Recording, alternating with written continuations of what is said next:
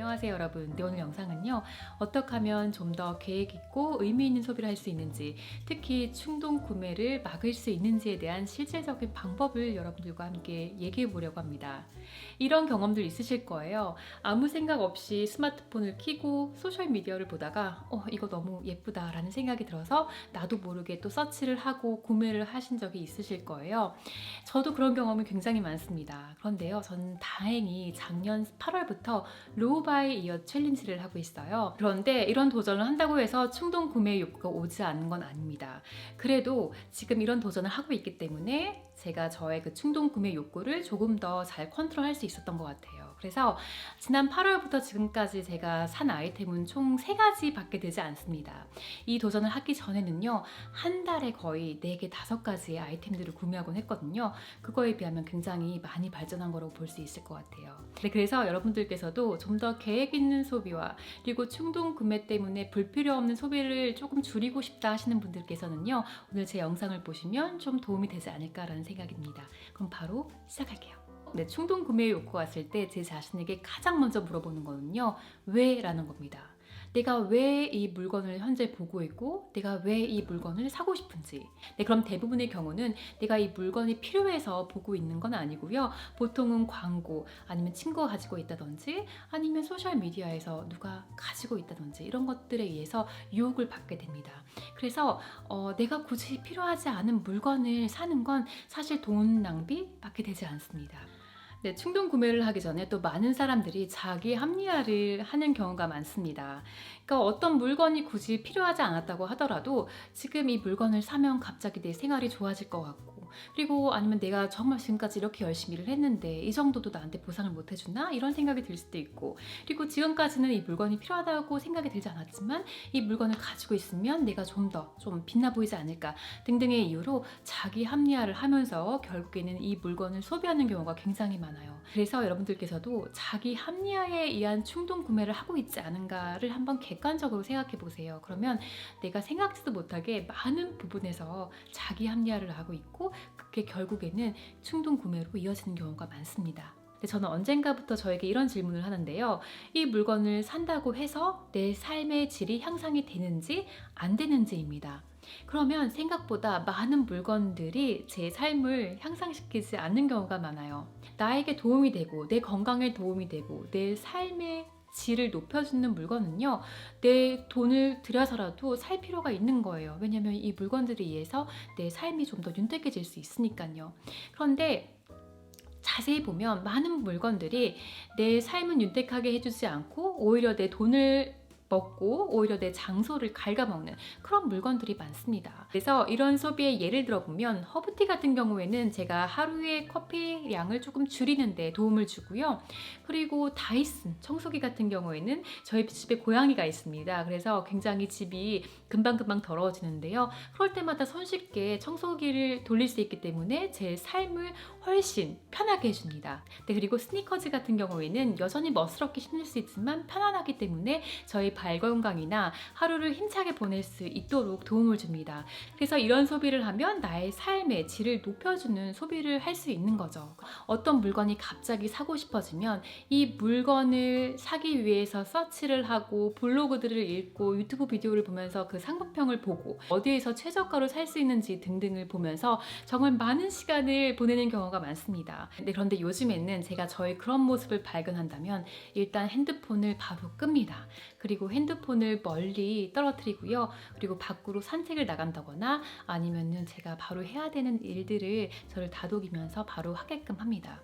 왜냐하면 이 쇼핑을 하는 거, 특히 충동 구매를 할 때 은근히 스트레스도 많이 받고요. 결국에는 돈 낭비, 시간 낭비, 에너지 낭비를 하게 돼요. 그렇기 때문에 여러분들께서도 이런 상황에 닥치시게 된다면 과감하게 일단 핸드폰을 꺼주시고요. 그리고 뭐 산책을 가신다든지 아니면 뭐 친구와 통화를 하다든지 아니면 집안일을 한다든지 해서 좀 이 유혹을 떨쳐낼 수 있는, 잊어버릴 수 있는 것들을 하신다면 충동 구매를 좀 억제하는 데 도움이 될 수 있습니다. 충동 구매의 유혹이 왔을 때 좀 시간을 두는 습관이 많이 도움이 되는 것 같아요. 그러니까 어떤 소비를 하든지 간에 항상 적게는 일주일에서 길게는 한 달 정도의 테스트 기간을 두는 겁니다. 그러면 이 테스트 기간을 통해서 내가 이 물건이 계속 생각이 나고 정말 나한테 내 삶에 도움이 될 것 같다라는 생각이 드시면 그때 구입을 하셔도 늦지가 않아요. 그런데 뭐 인터넷 쇼핑을 하든지 윈도우 쇼핑을 하든지 정말 그 자리에서 보고 그게 마음에 들어서 구입을 하게 되면 이런 경우는 충동 구매로 끝나기 마련입니다. 그렇기 때문에 어떤 물건을 사고 싶으실 때는요, 여러분 정말 한번 기다려 보세요. 이거 당장 안 산다고 어떻게 되지 않거든요. 뭐 아무리 세일이라고 해도 다음번에 세일의 기회가 또 올 수도 있고, 그리고 세일이어서 싼 게 비지떡이라고 해서 결국에는 별로 필요 없는 물건들을 사는 경우도 은근히 많거든요. 그래서 소비를 하시기 전에 항상 좀 시간의 여유를 두시는 습관을 들이면 내 충동 구매를 꽤나 많이 막을 수 있습니다.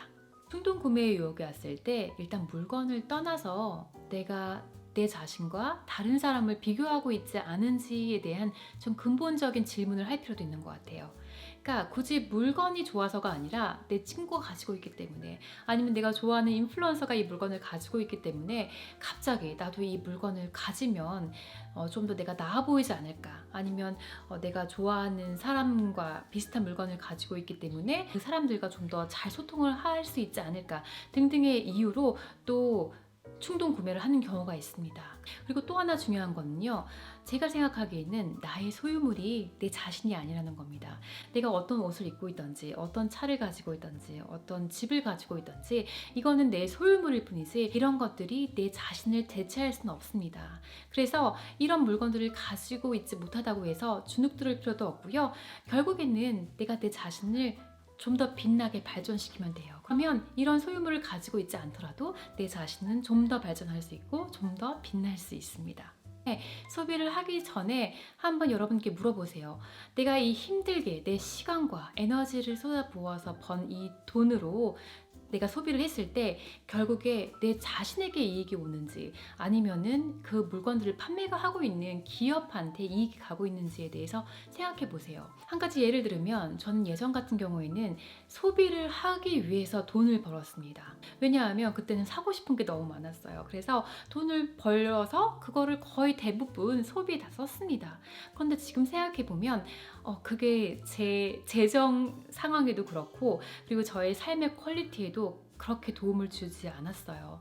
그래서 지금은요, 돈을 왜 버는지 아세요, 여러분? 네, 저희 노후를 위해서 투자하기 위해서 돈을 벌고요. 아니면 열심히 일한 저에게, 그리고 저희 사랑하는 가족들과 시간을 보내기 위해서 휴가 가는 거에 돈을 쓰고요. 그리고 한 달에 한 번씩 기부하는 그런 곳에다가 돈을 씁니다. 그래서 여러분들의 돈에 의해서 누가 이 이익을 보는지 한번 곰곰이 생각해 보세요. 그러면 그거의 답에 의해서도 충동 구매를 좀 억제할 수 있습니다. 근데 또 충동 구매의 유혹이 왔을 때 제 자신에게 이런 걸 물어봅니다. 내가 현재 추구하고 있는 가치, 목적보다 이 소비를 하는 게 더 중요한지 하지 않은지. 그러니까 예를 들어서요, 저는 현재 미니멀 라이프를 살고 있고요. 그리고 로우바이어 도전을 하고 있습니다.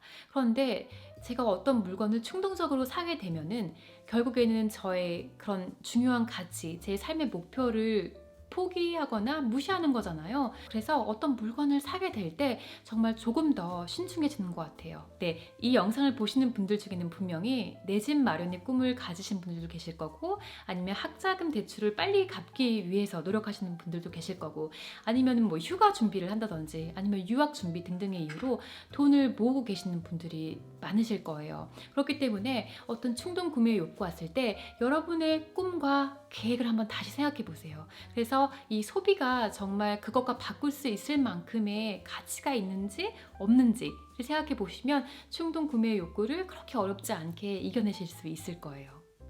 그러니까 예전에 별로 아무 생각 없이 이렇게 소비를 할 때는요, 그냥 세일 때 특히 이거 그냥 1년 입고 버려야지, 뭐 조금 쓰다가 마음에 안 들면 뭐 버리면 되지, 이런 생각이 좀 강했어요. 그러다 보니까 그냥 쉽게 소비를 했던 것 같아요. 별로 생각하지 않고. 어떤 물건을 소비를 할 때는 이 내 소비에 대한 좀 책임감을 가지는 게 중요한 것 같아요. 물론 내 돈 가지고 내가 마음대로 사는데 뭐가 문제냐라고 하실 수도 있는데요. 어떤 물건이 하나 만들어지기 위해서는 일단 사람들의 노동력, 그리고 에너지, 그리고 원자재, 그리고 결국에 내가 이걸 쓰고 버린다면 또 쓰레기로 남게 되잖아요. 그래서 많은 부분에서 특히 환경적인 차원에서 좀 사회적인 책임이 따르는 것 같아요. 네, 마지막 충동 구매를 막기 위한 방법은요. 제가 현재 하고 있는 로우 바이 이어 도전을 한번 해보시라는 겁니다. 어느 순간 미니멀 라이프를 접하게 되고 로우 바이 이어 도전을 시작하면서 저의 이런 이상했던 소비 습관을 완전히 고칠 수가 있게 됐어요. 물론 저의 예전에 소비 습관이 있었기 때문에 이 도전을 하는 중에 어려움도 있었습니다. 그런데요, 사람은요, 여러분 보통 어려움이 있을 때, 그거를 극복했을 때 좀 더 성장하고 좀 더 배울 수 있는 것 같아요. 여전히 좀 더 나은 소비를 하기 위한 프로세스, 그 과정이 있긴 하지만 매달 나아지고 저의 소비를 억제하고 좀 더 계획 있는 소비를 하는 제 자신을 보면서 제 자신도 너무 기특하고, 그리고 당연히 소비를 줄였기 때문에 저의 경제적인 사정도 나아지는 게 보입니다.